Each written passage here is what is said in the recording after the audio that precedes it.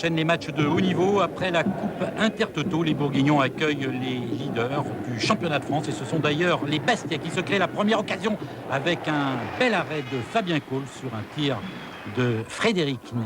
Corner suite donc à ce tir de Ney. Il est tiré par Lachuer. Ballon repoussé, reprise de Ferreira.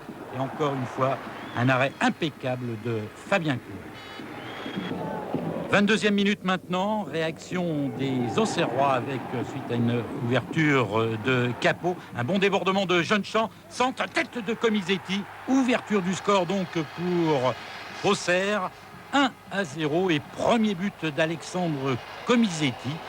Un but, c'est le total que le Suisse avait réussi la saison dernière en ayant disputé 19 matchs. Il fera donc au moins aussi bien cette saison. Les Auxerrois courent après un deuxième but. Djibril Cissé est tout près de le marquer. Le ballon a été repoussé par Durand. Et finalement, c'est Zirzewski qui met en corner. 1-0, ce sera le score à la mi-temps. Mais là encore, on voit cette belle action et ce bel arrêt de Durand sur le tir de Cissé. Les joueurs de Daniel Roland voudraient se donner un petit peu d'air.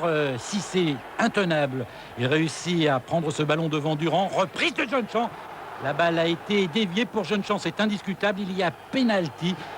Apparemment, cela a échappé à l'œil de monsieur Vessière. Pourtant, la faute était indiscutable et elle était dans la surface de réparation. Cela aurait pu mériter un pénalty. Sur le corner, tir de Mexès, bien détourné par Durand.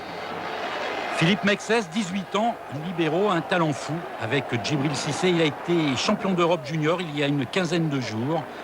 L'avenir d'Auxerre ne pose pas vraiment de problème. 83e minute, dernière action peut-être pour Bastia. Une occasion d'égaliser, mais le tir de Ney touche le poteau de Fabien Cole.